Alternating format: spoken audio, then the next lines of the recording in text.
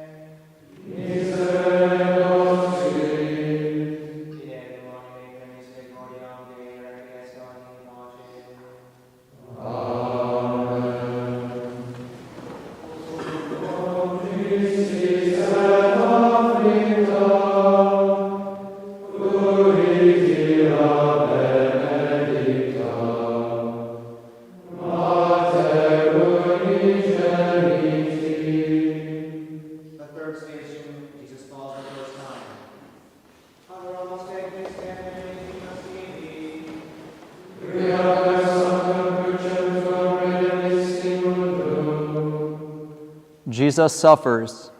God suffers. These very words leave us speechless. The immensity of what they imply is only matched by our profound inability to fathom them. The fact that the immutable, all-powerful God would somehow and some why choose this strikes us dumb at the very thought. Even the answer, that he suffers out of love, does not seem to satisfy our understanding. Perhaps all we can do is adore this love in mute wonder.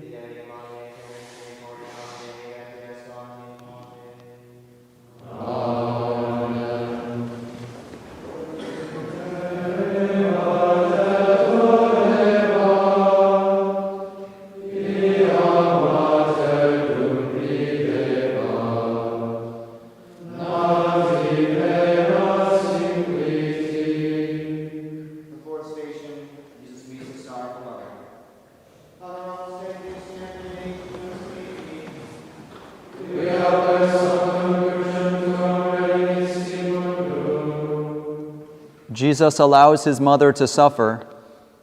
If we would dare, we might say Jesus causes his mother to suffer.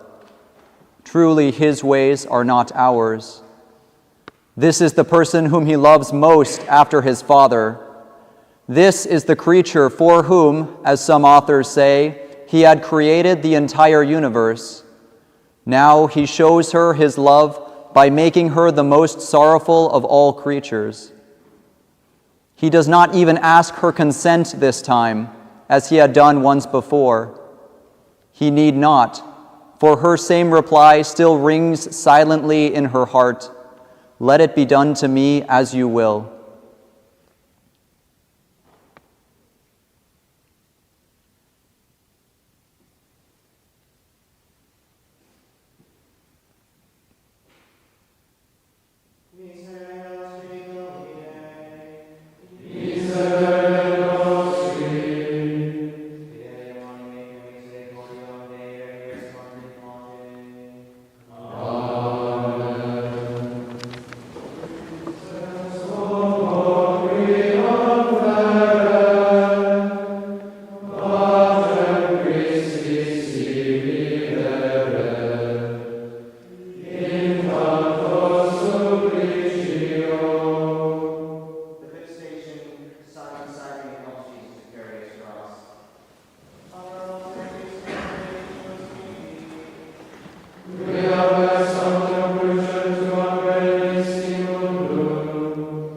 God needed help.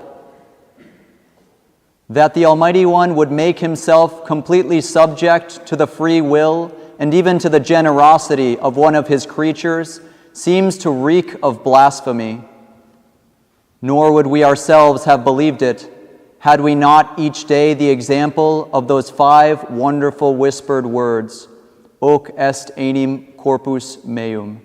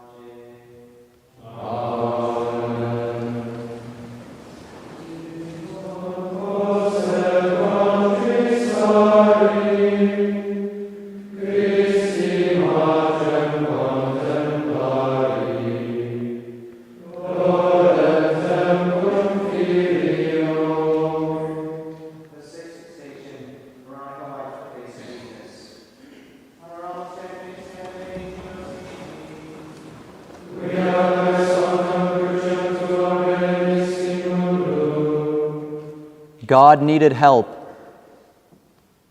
It was the silent appeal of Christ's sufferings that called to the pity of St. Veronica. And yet, who was having pity on whom? Still he appeals silently in the tabernacle, and his very appeal is a pity on the world. "Come to me, all ye who labor and thirst, and I will refresh you."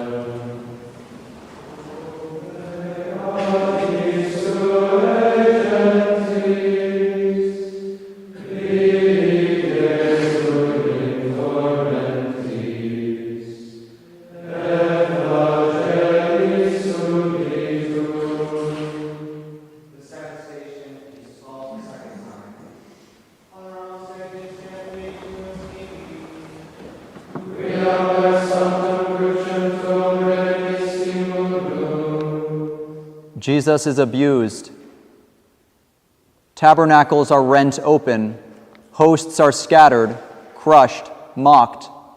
Jesus is scattered, crushed, mocked. He is silent. We might ask, like the saints of the Apocalypse, "Why, O Lord, do you not avenge your blood?" And surely we too would receive the divine response, "Suffer it a little longer, until the number of my brethren be filled up. For he desires not the death of the sinner, but that he be converted and live."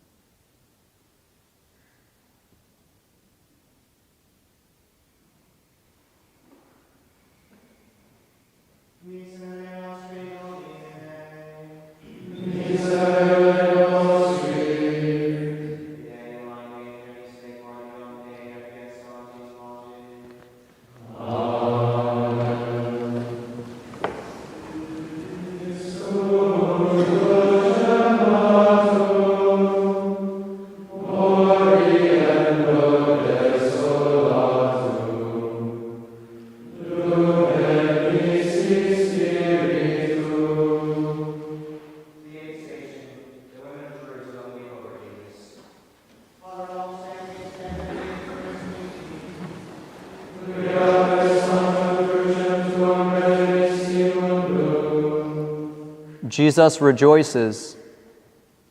Surely no joy could be greater for Christ than to see souls brought to love him through his passion and death, through his silence in the Eucharist.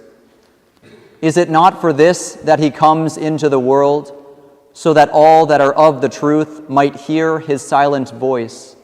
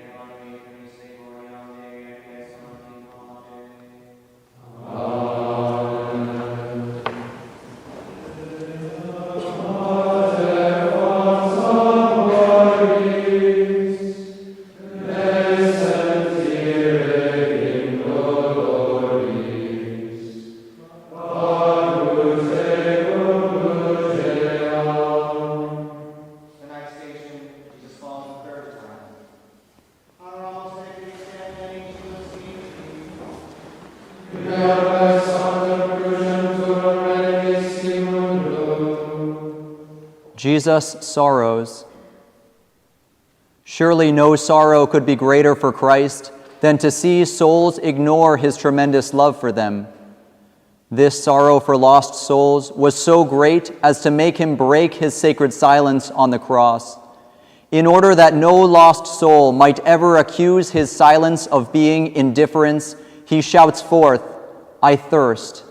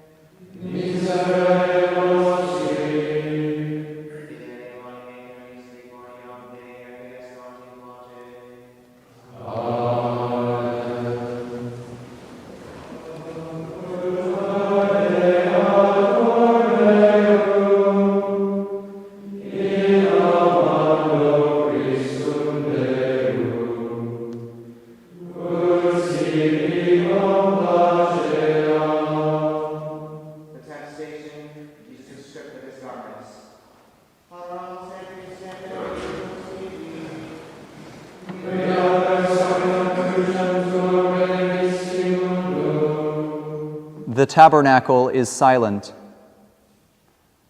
To adore what appears to be bread must seem foolishness to the world. In the same way, to adore a naked, bleeding criminal on the point of execution must have seemed senseless to the soldiers. Yet to both we make our genuflection, our silent creed of adoration before God incarnate, who suffered, died, and was buried. Lord, I believe, help my unbelief.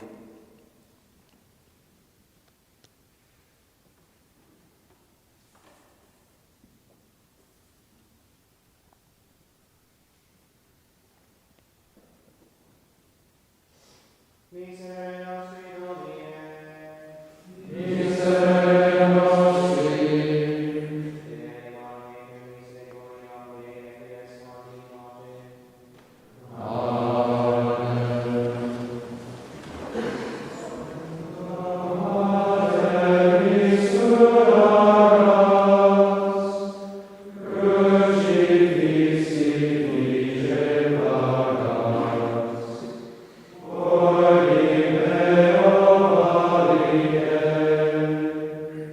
11th station, Jesus is nailed to the cross.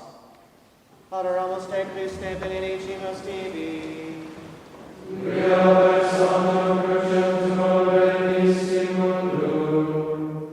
The Father is silent. Here is yet another mystery. Jesus Christ, who has at every moment the beatific vision, who is the well-beloved Son of God, looks, as it were, directly into the eyes of his divine Father and accuses him, saying, my God, why have you abandoned me?" We are shocked, and rightly so, for we do not hear the rest of this psalm, which he silently prays. Nec avertit faciem suam a me, et cum clamarem ad eum exaudivit me.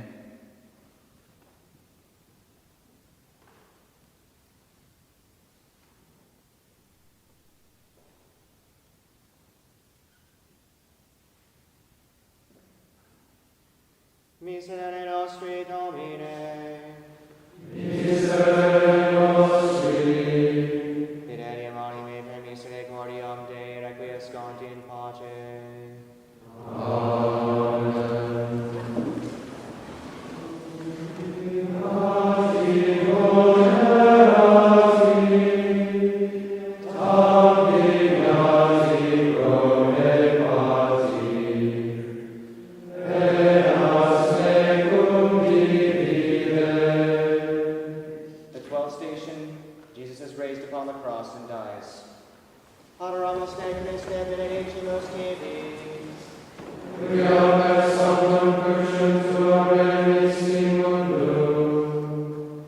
God dies.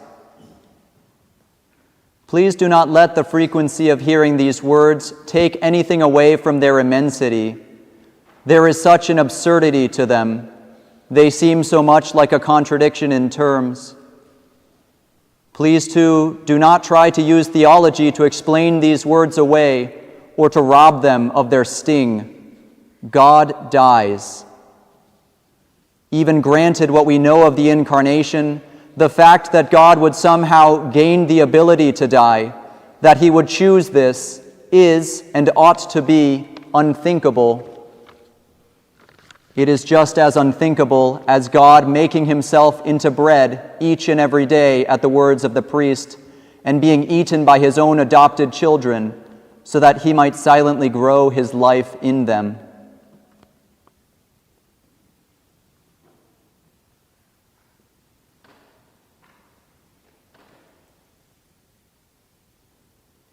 Miserere nostri Domine. Miserere nostri. Fidelium anime per misericordiam Dei requiescant in pace. Amen.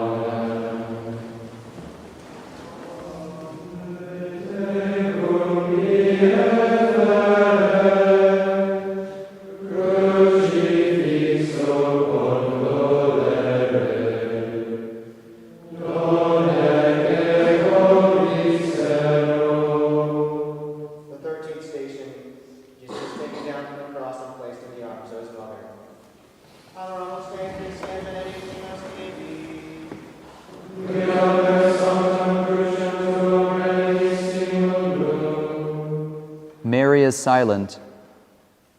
She alone knows the secrets of what passed on this day. She alone truly understands the secret of what passes every day on the altar. She alone understands the terrible awe that it is to call God down into the world, to hold him in your hands.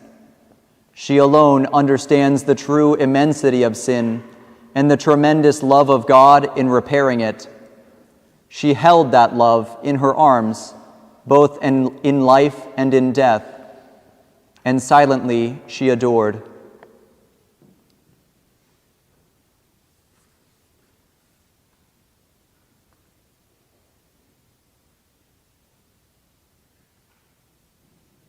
Miserere nostri Domine. Miserere nostri. Fidelium anime per misericordiam Dei requiescant in pace. Amen.